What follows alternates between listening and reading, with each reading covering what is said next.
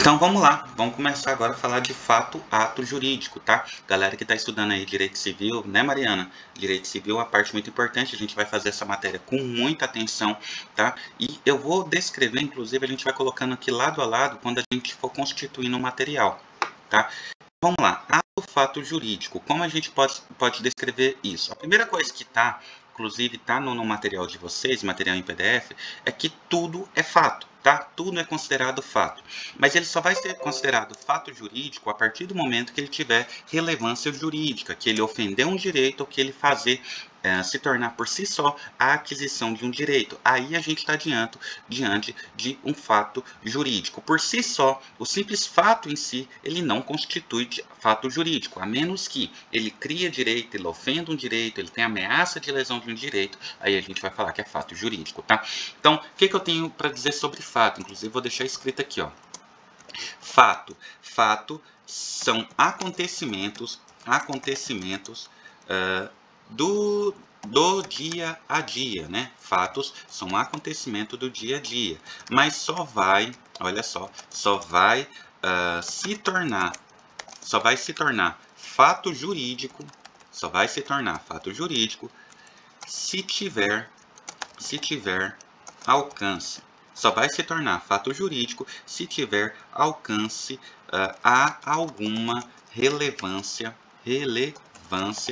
jurídica, tá? Então isso é fato, mas para ele se tornar um fato jurídico, ele só vai acontecer se ele tiver algum alcance, se ele conseguir encontrar alguma relevância jurídica, seja uma lesão de direito, seja uma aquisição de direito, aí se torna um fato jurídico. Um exemplo muito legal, vou deixar até aqui, ó.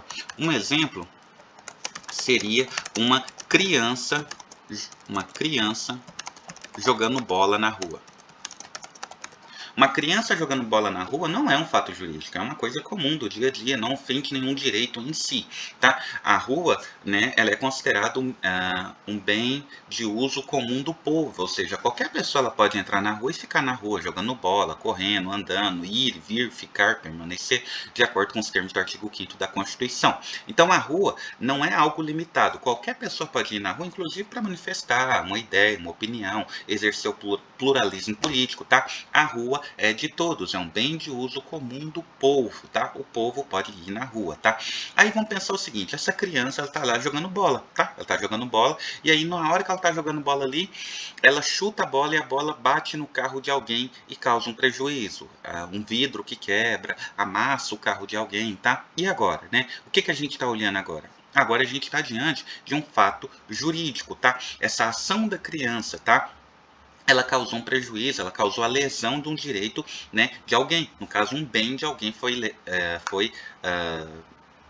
lesionado, foi prejudicado, foi atingido, e agora a gente tem que estar diante de um fato jurídico. Só que a criança em si, ela não tem plenidade, né? Ela não é capaz. E a criança, ela está ligada à pessoa jurídica a quem lhe deu causa. No caso da criança, a pessoa jurídica a quem lhe deu causa é o seu pai, tá? O seu pai vai se responsabilizar por seus atos. No caso, se essa criança tiver 6 anos, essa criança é absolutamente incapaz. Ela não vai responder pelos seus atos. Vai responder, vai ser chamado para participar do ato o pai da criança. O pai da criança vai ser chamado para justificar as suas ações, no caso, indenizar aquilo que foi lesionado, enfim, responder por esse ato. Isso é um fato. Diferença primordial. Tudo que acontece pode ser fato, mas nem tudo que é fato jurídico. Só vai ser fato jurídico a partir do momento que ele interceder, que ele adentrar, que ele criar uma lesão de direito, uma relevância jurídica, aquisição de direito. Aí a gente está diante de um fato jurídico. Dito isso, a gente tem que dizer também algo que é muito importante. Eu vou até colocar isso aqui numa cor diferente. Eu vou colocar uma cor aqui, olha o exemplo, ficou bem legal, hein? Aí a gente vai dizer o seguinte, ó, fatos jurídicos, né, eles podem ser divididos de duas formas, né? Fatos jurídicos, eles podem ser divididos de duas formas. A gente pode decorrer, podem que está no plural, né? Podem decorrer da natureza ou fato humano, primordial. Podem decorrer da natureza, né? Vou colocar aqui amarelo também, pera ainda, vai ficar amarelo, ficou amarelo. Podem decorrer da natureza, essa palavra é importante, podem decorrer da natureza ou podem decorrer também de fato humano, tá? Podem decorrer da natureza e podem decorrer de fato humano. Então, dito isso, vamos falar da natureza. Fatos da natureza. Descrever, a gente está criando um material bem legal aqui, depois eu envio para vocês. Fatos da natureza. Vamos pintar aqui, ok. Fatos da natureza não dependem da vontade humana, tá? Não dependem da vontade humana e podem ser classificados em duas categorias. Podem ser classificados, eu dei muito. Podem ser classificados em duas categorias. Os que são ordinários, e os que são extraordinários.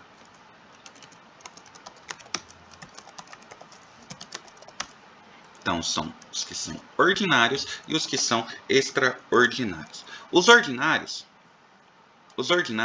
seriam todos aqueles que são previstos. Deixa eu só dar um enter aqui para ficar mais legal. Fatos da natureza. Então, aqui a gente fato jurídico, fatos da natureza. Eles podem ser ordinários. Ordinários são todos aqueles que podem ser previstos ou previsíveis. Os extraordinários, eles são eventuais. A gente vai dizer de eventualidades não previsíveis ou caso fortuito ou força maior, né? Caso fortuito ou força maior. Então vamos lá. Extraordinário. O ordinário são aqueles que podem ser previstos ou previsíveis, né? Por exemplo, uma chuva. Que ano que não chove, né? O ano todo chove, né? Todos os anos, aliás, né?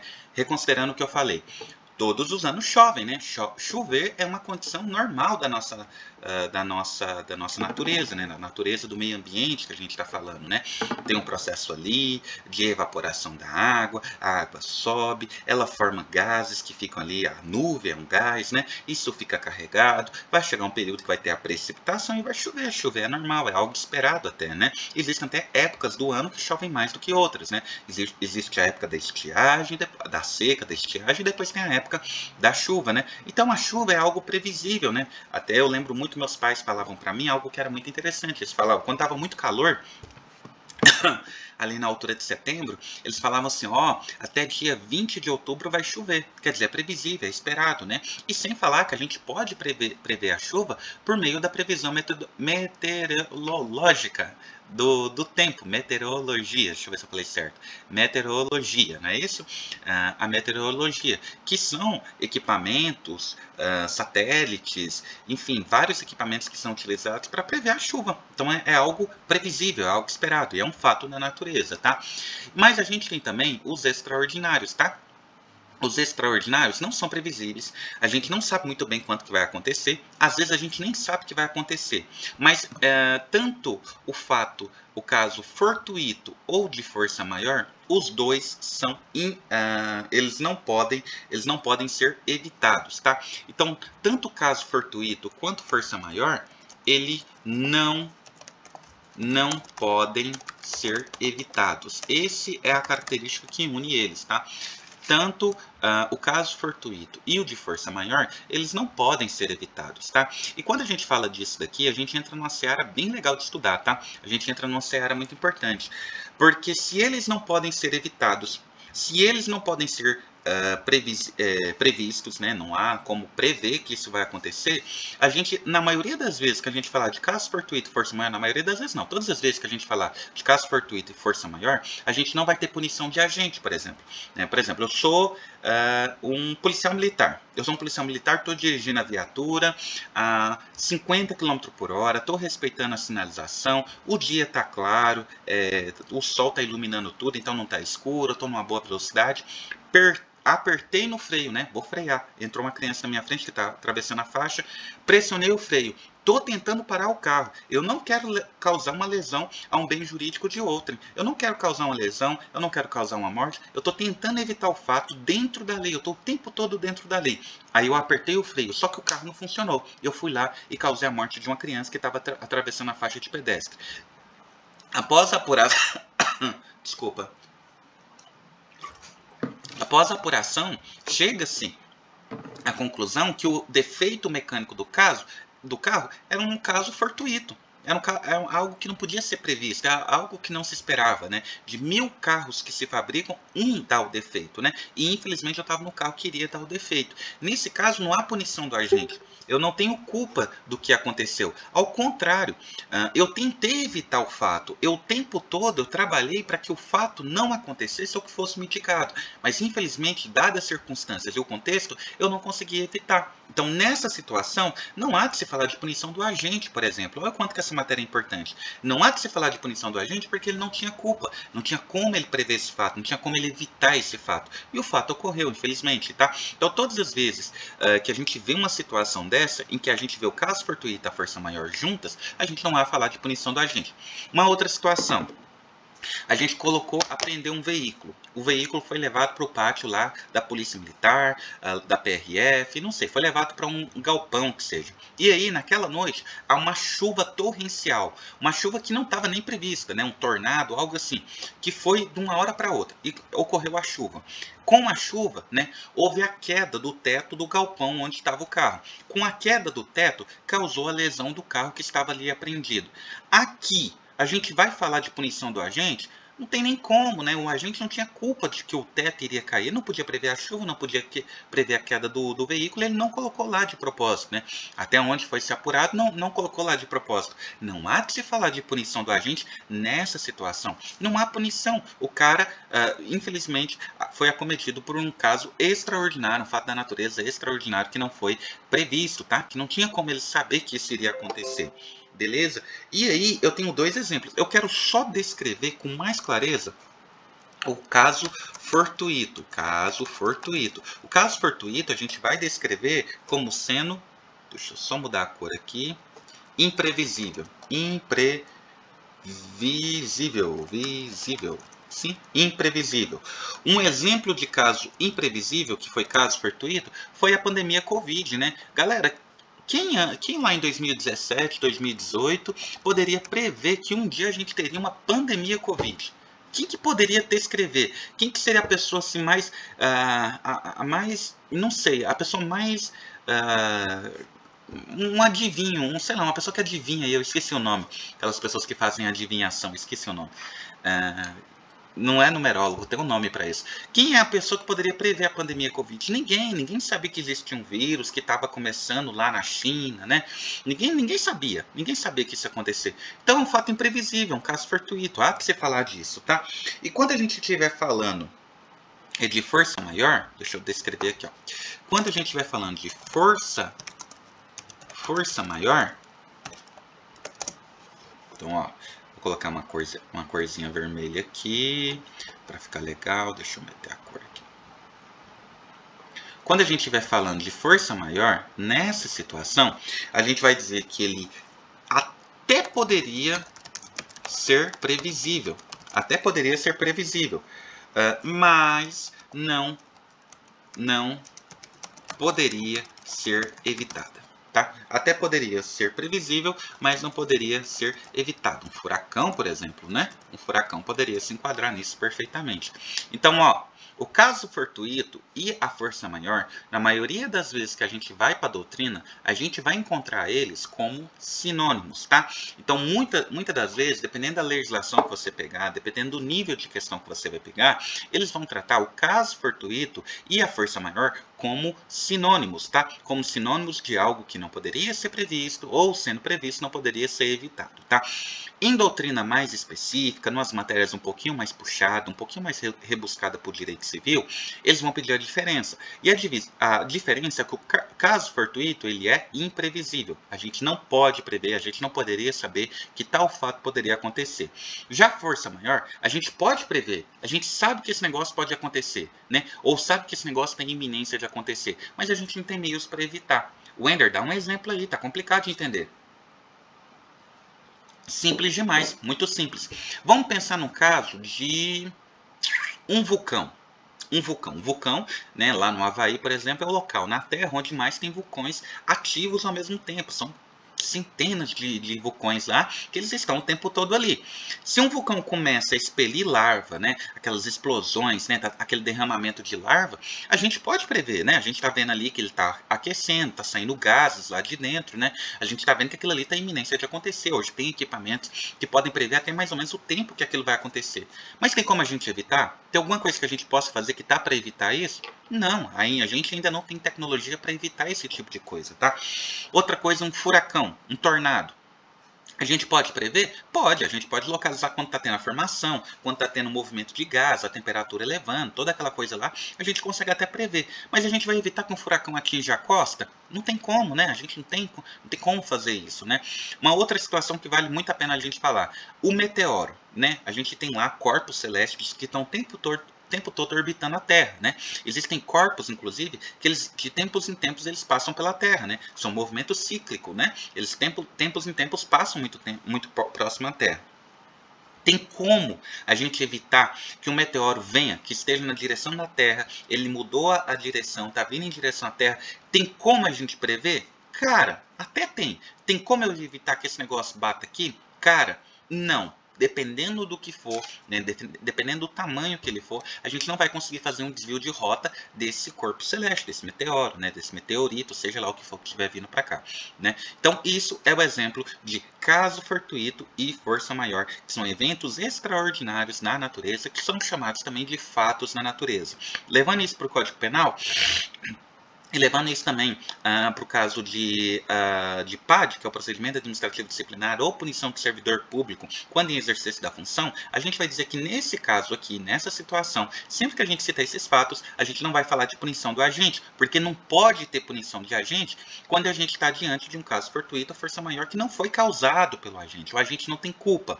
Só há uma regra em que a gente vai fazer a punição do agente quando tiver em caso fortuito ou força maior, mas é uma regra lá do Código Penal, se não estiver enganando, do artigo 37 da Constituição, que é o caso do risco integral, que é a culpa administrativa, né? A gente tem o risco administrativo, a culpa administrativa e o risco integral. O risco integral é quando a gente estiver falando de armas, né, de produção de energia de radiação, né? Energias de radiação. Por exemplo, a usina nuclear de Angra 3, por exemplo. Tudo que acontecer ali é culpa do Estado, tá? Não importa o que aconteça, é culpa do Estado. O Estado é responsável integral. Mas isso é uma teoria muito aprofundada para outro nível de direito administrativo e constitucional. Não vai cair para direito civil, pelo menos não há previsão de que caia para direito civil. Se chegar em dado momento a gente tem que falar, a gente volta nessa parte da culpa administrativa, risco administrativo e risco integral. E o risco integral, mesmo em caso fortuito ou força maior, a gente vai falar de punição do Estado independente da situação. Independente da situação, a culpa é do Estado, tá? Vamos falar mais adiante. Beleza, cara. Essa ficou legal, hein? Essa ficou legal. Agora que a gente falou disso, deixa eu ver como é que eu fiz lá em cima. Vou fazer igual embaixo. A gente vai falar do ato jurídico, tá? A gente precisa falar do ato jurídico. Vou até colocar uma cor amarela agora. Vai ficar bem legal essa cor aqui, ó. Não. Tem que ser a pintura, né? O preenchimento, ó. A cor amarela, olha só, né? Então vamos falar do ato jurídico. Vamos falar do ato jurídico. O ato jurídico é a emissão, olha só, o ato jurídico é a emissão de uma vontade humana que tem efeitos que já são previstos em lei. Isso é um ato jurídico, tá? O ato jurídico é uma ação humana, uma vontade humana, uma intenção, uma intercessão. Sinônimos que tu pode usar são vários, os verbos que você pode utilizar são vários. Mas o que você precisa entender que é um ser humano fazendo algo que em si vai criar um direito. Um direito que inclusive já está previsto em lei, tá? Já está previsto em lei, a gente só vai fazer ele valer. Wender, tá ruim, não tô pegando. Tá ruim de imaginar. Vamos pensar o seguinte, o ato de reconhecimento de paternidade, né? O ato de reconhecimento da paternidade, né? O ato de adotar um filho, né? O que aconteceu aqui?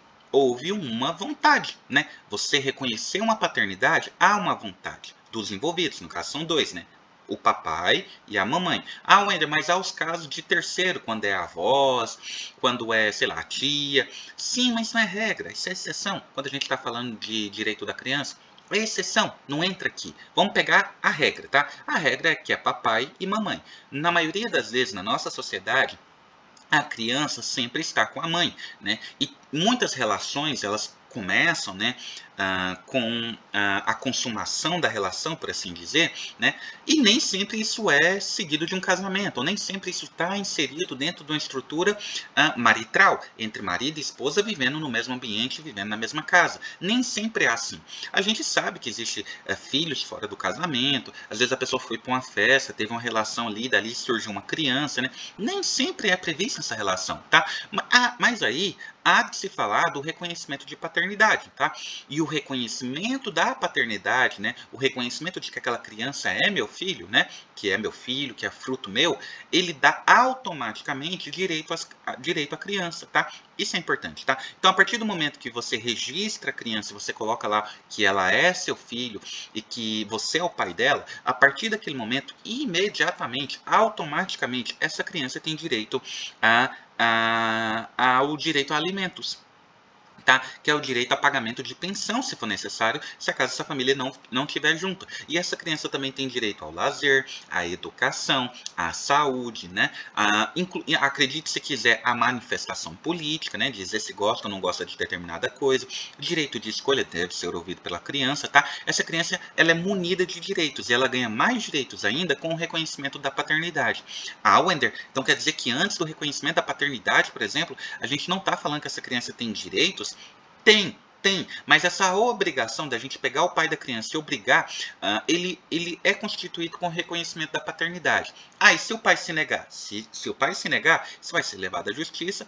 Em casos extremos, pode até ser feito o exame, né, de comparação de DNA, né, o exame de DNA, que é o ácido desoxirribonucleico. A gente faz a comparação. Se ficar comprovado com a certeza de 99,99987 de que esse pai esse homem é pai daquela criança, a gente vai fazer o reconhecimento forçado da lei. Ele tem que assumir o filho dele, não é o filho dele. Ele tem que reconhecer o filho dele. Nessa situação, a gente tem um ato jurídico que, mesmo que forçado, esse sujeito, ele está reconhecendo a paternidade, ele está reconhecendo, eu tive uma relação com alguém, dessa relação teve um fruto, esse fruto é meu filho, e esse filho eu vou reconhecer, e sendo meu filho, eu vou cumprir com as obrigações que o Estado coloca sobre que não deveria, né? Mas o Estado tem que colocar em algumas situações para que essa criança ela tenha direitos, tá? Direitos. Então eu vou colocar como exemplo, tá? Exemplo, vamos colocar o ato de reconhecimento de um filho, o ato de reconhecimento de um filho gera imediatamente diversos efeitos que são previstos em lei, como o direito a alimentos, né? A Constituição ela diz, né? Eu não vou lembrar agora qual é certinho, deixa eu ver se é que é os fundamentos, né? É os fundamentos da República Federativa do Brasil, que é a soberania, cidadania, dignidade da pessoa humana e valores sociais do trabalho e da livre iniciativa. Quando a gente fala de dignidade da pessoa humana, tá? Quando a gente está falando de dignidade das pessoas humanas, a gente está dizendo que todo ser humano ele tem o direito de nascer, de viver, o direito à vida e também o direito de viver com dignidade, tá? Dignidade. Eu tenho o direito de viver com dignidade. Não é só ter direito à vida. Só ter direito à vida não ajuda em nada. Eu tenho o direito de ter uma vida digna, tá? Eu tenho o direito de ter uma vida digna. E ter uma vida digna significa que eu tenho que ter direito à alimentação, ao transporte, à educação, saúde, assistência social, proteção à maternidade e à infância, proteção dos direitos fundamentais, direito à vida, dignidade da pessoa humana. Não é só viver. E a criança, por ser altamente dependente do papai e da mamãe, eles têm esse direito, né, protegidos até pelo Estatuto da Criança e do Adolescente. A gente tem que dar maior atenção a isso, senão isso não vai ser respeitado. Porque a criança, ela não se faz representada juridicamente, ela não tem exercício pleno de vontade, segundo o direito civil. Ela só vai alcançar o exercício pleno do direito civil, ou ser chamada de capaz, ou seja, ter capacidade postulatória, com 18 anos, só com 18 anos, olha só 18 anos que ela pode se fazer representar, que ela pode lutar pelos seus direitos, que ela pode responder por seus atos, tá? É o que é exigido. Então, se a gente não criar meios, leis, né, que vai fomentar, né, isso essa ação, essa criança vai ficar desprotegida, ela não vai ser assistida, tá? E aí a gente vai ter um prejuízo, e aí não vai ser bom, né, para a proteção da infância. E como que vai ser essa nova geração destituída de direitos fundamentais, não é? Como é que vai vir essa nova geração? O que a gente vai esperar dessa nova sociedade que a gente está construindo, né? Então é fundamental, isso aqui é importante, tá? Então a gente falou de ato jurídico, tá? Então, ó, só para fechar, não há necessidade, a partir de que nasce uma criança e tem um reconhecimento da paternidade, não há necessidade de um contrato de pai e filho, tá? Não tem que fazer contrato, não. A partir do momento que você reconheceu a paternidade, a partir do momento que você reconhece a paternidade, automaticamente essa criança ela passa a ter direitos e obrigações que você vai fazer cumprir, tá? Ah, tem que levar a criança para vacinar. Ah, não quero levar para vacinar. Eu não acredito na vacina. Problema seu que não acredita na vacina. É direito da criança. Está garantido pelo Estatuto da Criança e do Adolescente. E você vai fazer cumprir porque é um direito fundamental da criança. Ter direito à sua proteção, tá? Ter direito à sua imunidade adquirida, tá? Beleza? Olha que legal. Eu gosto muito dessa matéria. Aí a gente vai para o segundo fato. A gente tem que falar do negócio jurídico. A maioria das questões é aqui que ela vai apertar, tá? Porque negócio jurídico é muito detalhe. É difícil? É claro que não é difícil. Nada é difícil, né? Se tá difícil, você tá fazendo errado. Se tá doloroso, você tá fazendo errado, tá? Tudo é fácil. É só a gente usar a estratégia certa, tá? Nada é difícil. Se tá difícil, você tá fazendo errado, tá? Leva isso pra tua vida, tá? Negócio jurídico. O que a gente pode falar de negócio jurídico? Muito simples. É a vontade, olha só, é a vontade de uma ou mais pessoas. O Ender, dá para fazer negócio jurídico sozinho? Claro que sim. Claro que sim. São chamados negócios jurídicos unilaterais. Eu posso fazer um testamento antes de morrer? Eu não preciso pedir para ninguém para fazer isso, né? Eu quero declarar que meus bens vai ficar para fulano, ciclano e beltrano. Unilateral, negócio jurídico. Eu estou fazendo transferência de um bem, não é isso? Eu não tenho que pedir autorização para ninguém. Negócio jurídico unilateral. Eu não tenho que falar para ninguém, não. Eu vou lá e faço. Eu faço do jeito que eu quiser, tá? Claro que respeitando os direitos de outro, né? Se eu tiver uma esposa, uma pessoa que conviveu comigo, ela também tem direito a uma parte do meu patrimônio se a gente tiver em comunhão de bens. Se tiver em separação total de bens, né? Não há de se falar de direito adquirido nessa situação. Nessa situação não há de se falar. Vontade de uma ou mais pessoas, olha só. Uma ou mais pessoas, mas os efeitos não decorrem somente da lei, e sim também das partes envolvidas. Olha que legal, tá? Das partes envolvidas. Então, olha o que eu falei. Vontade de uma ou mais pessoas. Wendel, eu posso fazer sozinho uma vontade, um negócio jurídico? Posso, um chamado negócio jurídico unilateral. Mas os efeitos não decorrem somente de lei, e sim também das partes envolvidas. As partes envolvidas. Ó, vamos falar de um caso simples, por exemplo. Eu quero vender uma casa. Para vender uma casa, eu tenho que fazer o contrato de compra e venda, não é isso? Eu tenho que fazer um contrato de compra e venda. Mas olha só, o preço da casa, quem é que vai decidir? O quanto que eu vou vender essa casa? Eu vou decidir o quanto que eu quero vender essa casa. Eu vendo o preço que eu quiser, né? Desde que a casa seja minha, desde que eu tenha mais de 18 anos, desde que esse negócio seja lícito, né? Desde que há previsão na lei de que eu possa fazer esse negócio, a casa é minha, eu vou vender ela o preço que eu quiser. Se eu quiser vender ela por R$2, eu vendo por R$2, né? Só que aí eu tô meio maluco da cabeça, mas se eu tiver consciente das minhas ações, eu posso vender ela por R$2, eu posso vender ela por R$100, eu posso vender o preço que eu quiser, tá? A casa é minha. E quem quer comprar? Quem quer comprar? Eu tenho que chegar num acordo com quem quer comprar também, né? Porque às vezes eu quero vender por um preço e ele quer pagar por outro. Se a gente não chegar num acordo, a gente não há negócio, não há de se falar de venda, tá? Então, é um ajuste. E olha quanto que o texto agora começa a fazer sentido. Vontade de uma ou mais pessoas, mas os efeitos não decorrem somente de lei, e sim também as partes envolvidas, tá? Olha tanto que agora fez sentido o que eu estou falando. É um negócio que a vontade não é prevista só em lei, não. Tem que ter uma conversa, tem que ter um diálogo, tem que chegar num acordo as duas partes. Quem está comprando e quem está vendendo. Tá? Basicamente é isso. Quem está comprando e quem está vendendo tem que chegar no acordo. Chegou no acordo? Teve acordo? Está previsto em lei? Opa, agora a gente celebra esse contrato, tá? A gente celebra essa parte, tá? Então, ó, dando um exemplo, vamos falar do exemplo. O exemplo é legal, o exemplo é importante, que a gente precisa do exemplo. Minha mãe sempre falava, meu filho, sempre dê exemplos, né? Aí a partir de então eu comecei a estudar direito, então tudo que eu falo com exemplo, né? Espero que seja esse o exemplo que ela estava prevendo, né? O contrato de compra e venda, contrato de compra e venda de um imóvel, um contrato de compra e venda de um imóvel, aonde acertam o preço, tá? Acertam o preço e as condições, e as condições de transação, beleza? Para ser válido,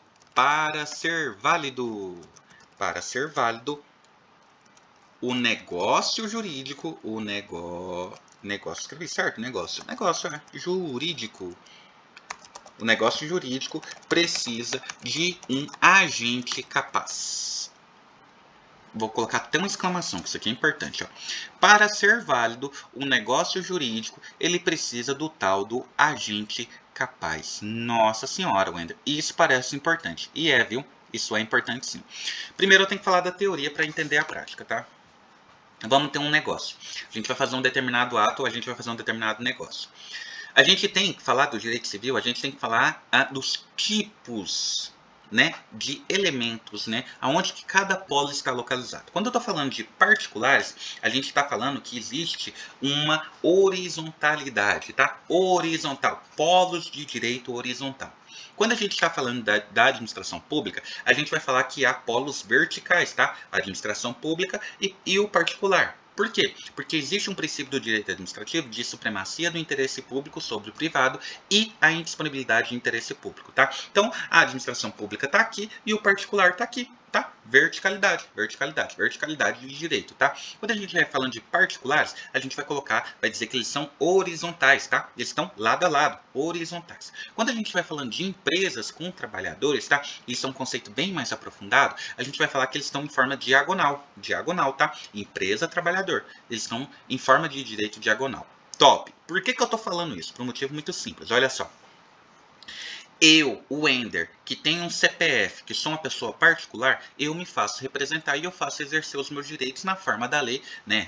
Sempre com olho ao que está previsto no Código Legal, lá nas leis e tal. Eu posso fazer os meus direitos, né? E aquilo que for da minha escolha eu decido como eu quiser. E ninguém tem nada a ver com isso. Se eu tenho um carro e quero vender esse carro por R$10, ninguém tem nada a ver com isso. O carro é meu, eu vendo o preço que eu quiser.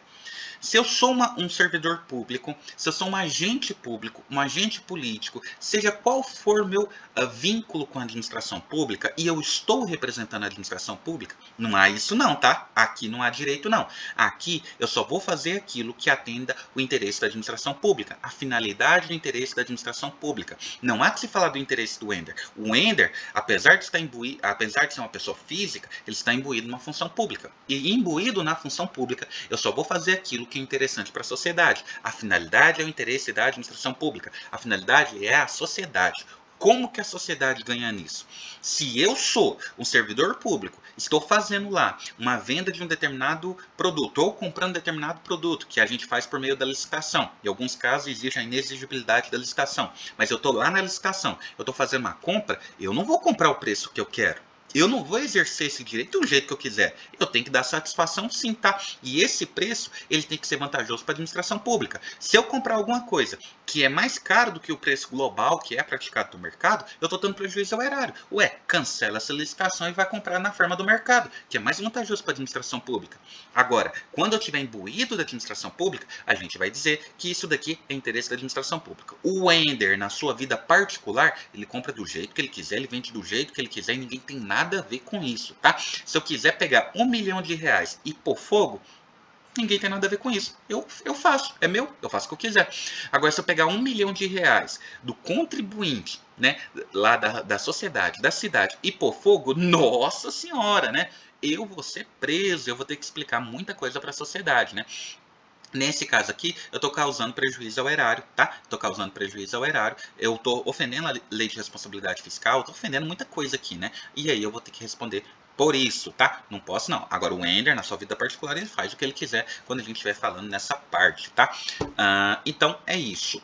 Agente capaz, a gente tem que descrever o que é um agente capaz, né? O agente capaz, o Ender, já sei, agente capaz é aquele cara que ele é capaz de fazer qualquer coisa, que ele tem, não tem que dar satisfação para ninguém. Cara, não é bem por aí não, tá? O agente capaz, a gente vai dizer, olha só, isso aqui é importante, tá? Que é o que tem capacidade plena, tá? Capacidade plena. Nada é colocada na legislação sem um motivo. Tem um motivo para a legislação estar escrita do jeito que é. Cada palavra tem um sentido, tem uma forma e remete a uma teoria, tá? Tudo está envolvido com teoria, tá? E quando a gente está falando de agente capaz, a gente está falando que ele tem capacidade plena. E de acordo com o direito civil, a gente tem capacidade plena a partir dos 18 anos. A partir dos 18 anos, eu vou ter capacidade plena. Até então, eu não tenho capacidade plena, tá? Então, um agente capaz nada mais é do que um agente que tem capacidade plena. E você só vai ter capacidade plena a partir dos 18 anos. O Ender, quero me emancipar. Eu tenho 16 anos, eu faço vídeos para internet, eu ganho muito dinheiro e o meu pai está me dando prejuízo, eu não gosto mais de morar com meu pai, eu quero me emancipar. Pode, tá? Se você tem como se manter.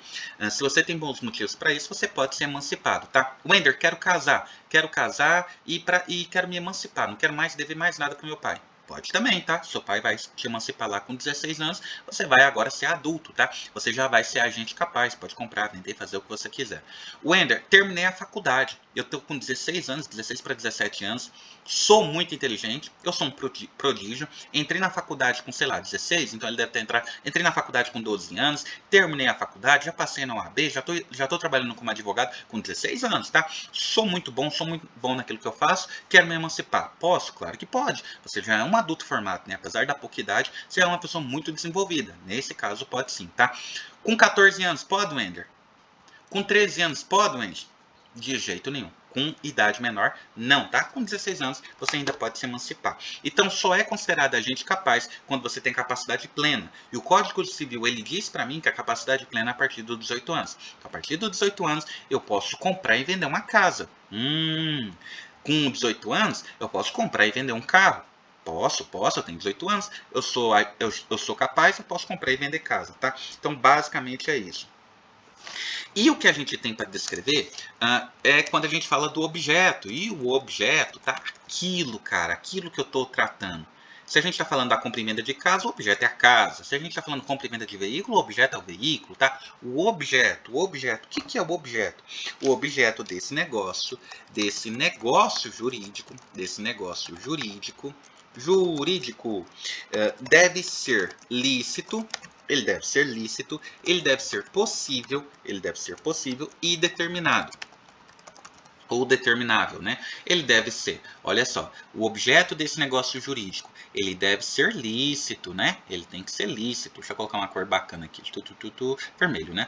Ele deve ser lícito, ele deve ser possível e ele deve ser também determinado. Wender, não entendi. Me explica de novo. Muito simples, né? Isso aqui é muito simples.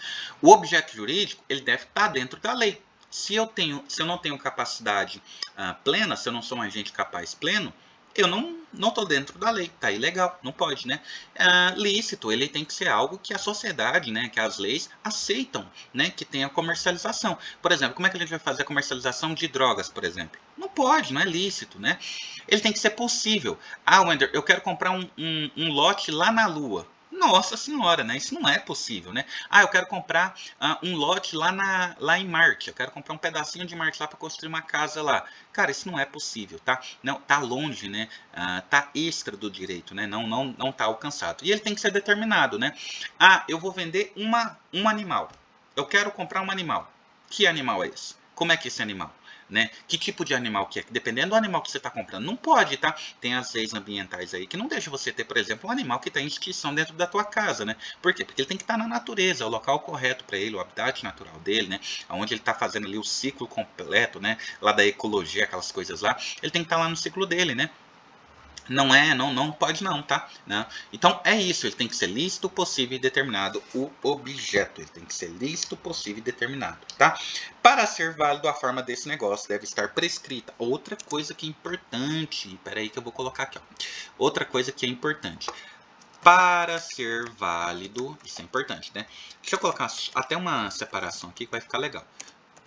Para ser válido, olha só, para ser válido, a forma desse negócio deve estar, para ser válido, a forma desse negócio deve estar prescrita ou não proibida em lei.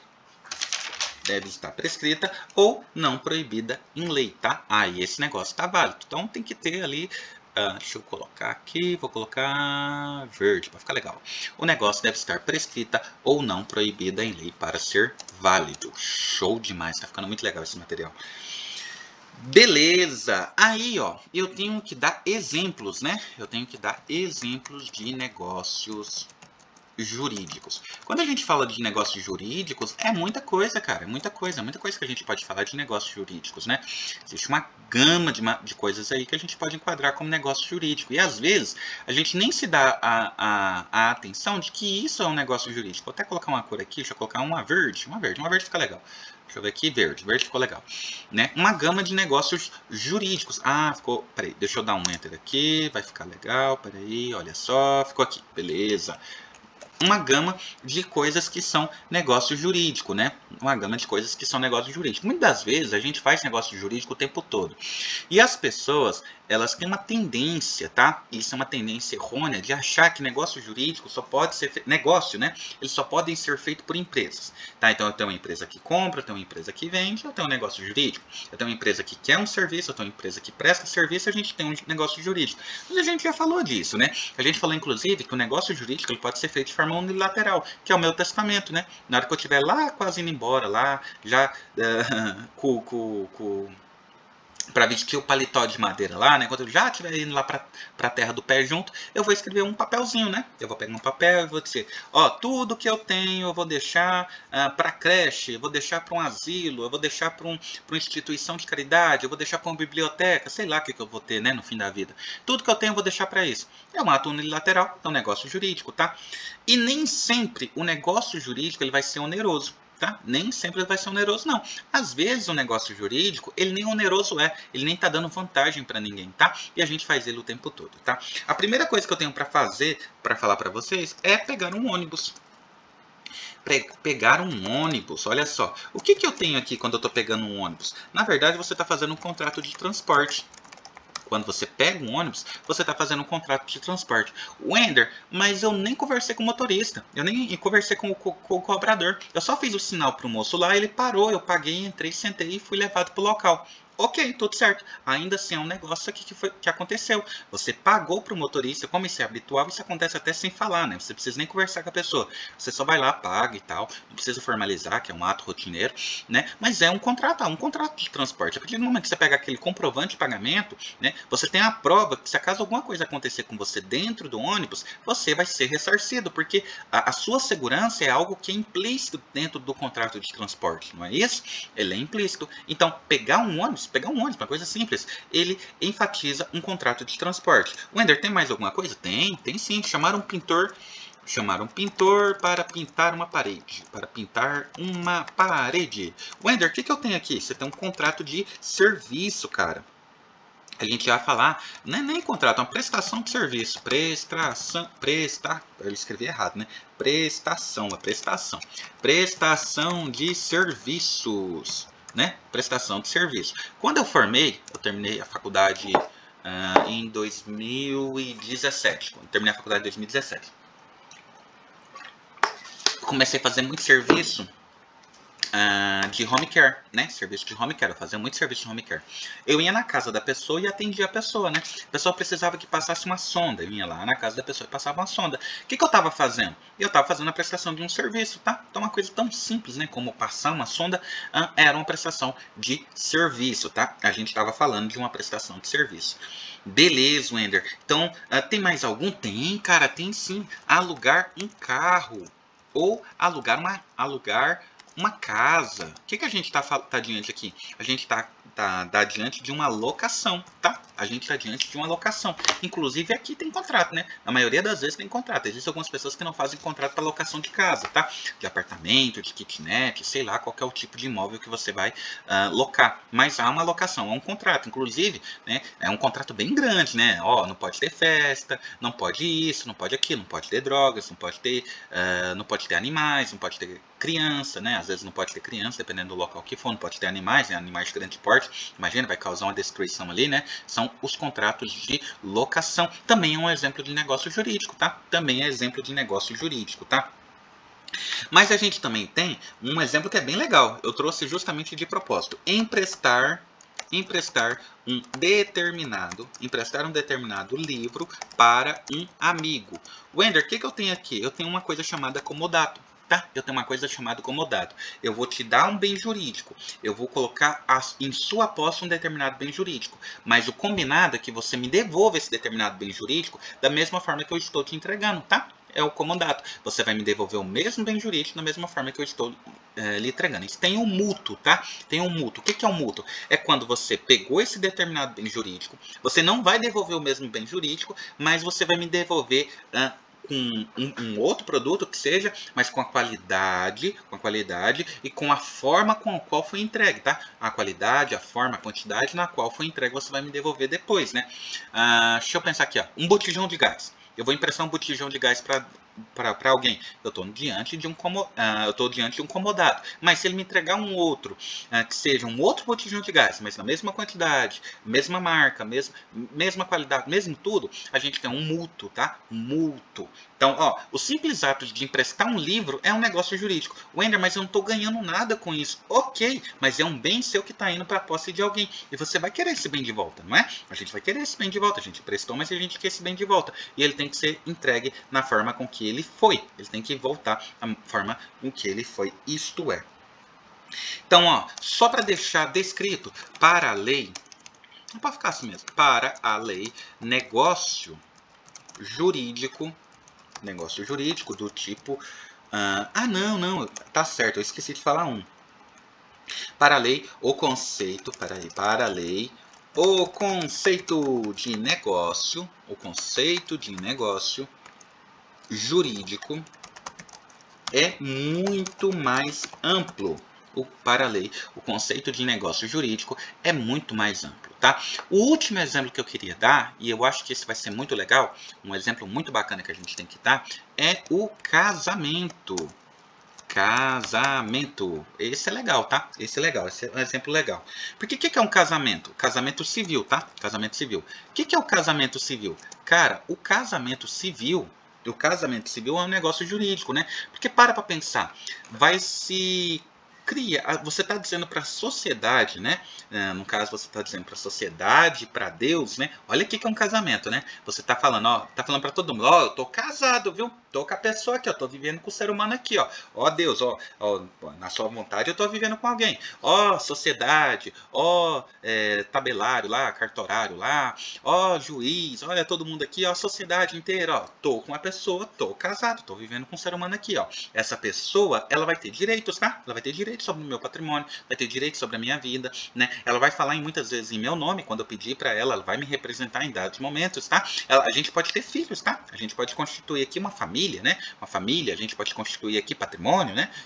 E isso é um casamento civil, tá? E o casamento civil, olha só, o casamento civil, ele é um tipo de negócio, tá? Só que ele é um tipo de negócio que a gente vai dizer que é solene ou formal. Ele é o tipo solene ou formal. É um negócio, tá? É um negócio jurídico do tipo solene ou formal. E ele, olha só, isso é importante, só pode ser constituído, ele só pode ser constituído de uma determinada forma, né? Ele só pode ser constituído de uma determinada forma. E essa questão de como o casamento está sendo constituído é muito importante. É muito importante a forma como ele está sendo constituído. Por quê? Porque o casamento em si, né, na maioria das vezes, na grande superior maioria das vezes, ele está criando direitos, tá? Então, por exemplo, eu não posso fazer um casamento sem a livre vontade dos nubentes. tá? Dos nubentes, sem a livre vontade, sem a manifesta livre vontade de quem quer casar. Não há, a gente não vai casar por acordo, a gente não vai fazer casamento por pacto, a gente não vai fazer casamento... não. Tem um critério aqui, ó, tem que ser maior de idade, ou tem que ter a capacidade civil plena para exercer esse casamento, tem que ter a vontade dos nubentes, tá? Tudo isso são critérios que são utilizados, tá? Então vai casar à força, não pode, né? O sujeito está lá no fim da vida, o sujeito é um militar. Aí a família pensa, ó, vamos casar ele com fulano, porque com o casamento deles, a gente vai ficar recebendo uma pensão depois quando ele morrer. Tá? Não pode. Tem que ter livre manifestação de vontade do sujeito. O sujeito que está no fim da vida, nessa situação aqui, não pode casar. Né? Ele não pode casar porque ele está claramente querendo dar um golpe na Previdência Social. Ele está querendo ganhar um dinheirinho da Previdência Social. Ele está querendo se envolver com as coisas muito erradas aí. Não pode, tá? Então, seja qual forma que seja o negócio jurídico, é essencial. Não há que se falar de negócio jurídico sem a livre vontade manifesta dos interessados. Livre vontade manifesta dos interessados. Não há que se falar de negócio jurídico, estou falando de novo, hein? Sem a livre vontade manifesta dos interessados. Vai fazer negócio jurídico? Tem que ter a livre vontade manifesta dos envolvidos, da galera que está interessada, beleza? Beleza. E a Constituição, só para fechar isso, a Constituição vai dizer, lá no seu artigo 5º, né? Lá no seu artigo 5º, se eu não estiver enganado, no parágrafo 2º ou 3º, agora eu não lembro de cabeça, que ninguém será obrigado a fazer ou deixar de fazer alguma coisa, senão em virtude de lei. Ninguém será obrigado a fazer ou deixar de fazer alguma coisa, senão em virtude de lei. A gente é livre, tá? Eu posso, enquanto eu estiver na minha vida particular, eu posso fazer o que eu quiser, tá? A partir do momento que proíbam, eu não posso mais fazer isso, tá? Mas eu quero voar. Tá proibido voar? Não tá proibido voar. Então eu vou voar o quanto eu quiser. Eu vou voar. O dia que falasse um Ender não pode voar. Aí parou, né? Eu não posso voar mais, tá? Então a gente só pode fazer aquilo. A gente não pode ser proibido de fazer nada, a não ser em virtude de lei. Fazer ou deixar de fazer alguma coisa, senão em virtude de lei. E se houver, né? Se a gente tiver um casamento e tiver coação, a gente obrigar a pessoa a casar, né? Você engravidou minha filha, você vai casar com a minha filha agora, seu vagabundo, seu bandido. E se eu fizer isso? Ué, muito simples, anula o negócio, tá? Esse casamento ele não é válido. Para efeitos legais, ele não é válido. A gente vai anular esse negócio e vai provar depois que esse casamento não poderia ser constituído sem um elemento básico, que era a vontade do sujeito, tá? O sujeito não quer casar, ele não vai casar. Ninguém pode ser obrigado a casar, tá? Casar é um ato jurídico formal, do tipo ou solene, tá? Que é indispensável. Não há que se falar de dispensa, tá? Imprescindível que tenha manifesta a vontade do sujeito. Seja lá qual que seja a motivação do sujeito, mas tem que ter essa manifestação, ele tem que querer. Beleza, aí a gente tem um caso que é muito legal, que é o seguinte, que é o ato fato jurídico. Aqui, ó, é onde a galera apanha um pouquinho, tá? O ato fato jurídico. A galera que apanha um pouquinho, mas não deveria apanhar, porque é uma coisa simples, tá? Mas apanha um pouquinho, apanha um pouquinho, tá? O ato fato jurídico é o seguinte, eu tenho a manifestação de vontade, eu tenho o ser humano envolvido, mas o ato não vale, tá? Então, ó, existiu, nesse caso, olha só, existiu, deixa eu colocar aqui, existiu o ato humano, mas a vontade não é relevante. Não é relevante para o ato, porque a relevância está na consequência. Existiu o ato é humano, tem vontade, a galera quer fazer, mas isso não é válido por conta da consequência. O que vai acontecer a partir daqui, né, não é legal, não é dentro da lei, tá? Aqui o nome, eu vou até colocar aqui, ó. Aqui o elemento volitivo não. O movimento volitivo não é essencial. Não é essencial não, tá? O movimento volitivo, ele não é essencial. Gente, eu não estou enxergando o que eu escrevi. O movimento volitivo não é essencial. E sim as consequências. As consequências fádicas. Olha só. Eu acho que tá certinho, né? Os movimentos físicos. Não é essencial. E sim as consequências fáticas ou as consequências do fato. Nossa, Wender, tava legal até agora. Agora você enrolou o negócio. Agora, olha, eu pensei que ia ser mais legal. Não foi legal isso aqui não, tá? Eu achava que isso aqui eu ia entender. Cara, é muito simples, tá? Pensa numa criança de 6 anos. Uma criança de 6 anos, ela vai lá, pega um dinheirinho, o dinheirinho que está no cofrinho dela, e vai lá e compra, deixa eu pensar aqui, compra um picolé. Ela vai lá na mercearia da esquina e compra um picolé. Ó, se você parar bem para pensar, uma criança de 6 anos, ela não é plena, tá? Ela não tem capacidade plena. Ela tem 6 anos, ela não poderia fazer esse negócio, tá? Mas nessa situação, quando a gente olha para a consequência, que ela está pegando um dinheirinho, que é dela, e está comprando um picolé, aqui nesse caso aqui, a gente tem um ato-fato jurídico. Ela está se manifestando dentro daquilo, um ato-fato jurídico. A consequência em si não é deletéria para a criança, não é uma consequência ruim. A consequência é algo que é normal, rotineiro, comum, inclusive ela está fazendo menção, está tendo uma troca ali justa, então isso é uma consequência que pode ser validada, mesmo ela não tendo plena capacidade. No caso, a gente está falando de um ato-fato jurídico. Agora, presta atenção quanto que muda essa situação. Imagina que uma criança esteja com a bicicleta. Aí chega alguém para ela, uma criança de 6 anos, tá? Chega alguém para ela e fala assim, ó, tá vendo essa bicicleta sua aí? Eu troco essa bicicleta sua por um picolé. Se você me der a sua bicicleta, eu vou te dar um picolé. A criança, muito ingênua, faz a troca, né? Faz a troca e vai embora com o picolé. Quando ela chega em casa, ela conta para a mãe fala assim, nossa senhora, vamos buscar sua bicicleta de volta. Mas peraí, vamos buscar a bicicleta de volta? Não foi feito um negócio aqui? Não foi feito um negócio jurídico? Não foi feita uma troca? Não teve a vontade da criança? Sim, mas nesse caso não é ato-fato jurídico, é um negócio jurídico. E como é um negócio jurídico, a criança, mesmo tendo manifestação de vontade, não tem capacidade plena. Capacidade plena é com 18 anos. Como que ela está fazendo essa troca?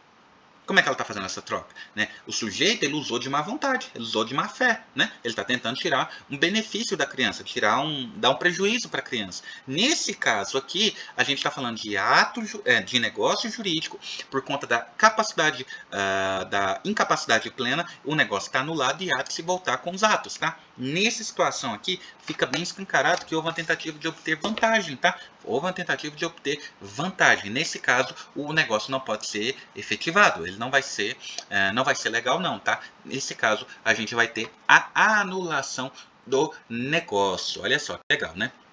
Nesse caso, a gente vai ter a anulação do negócio.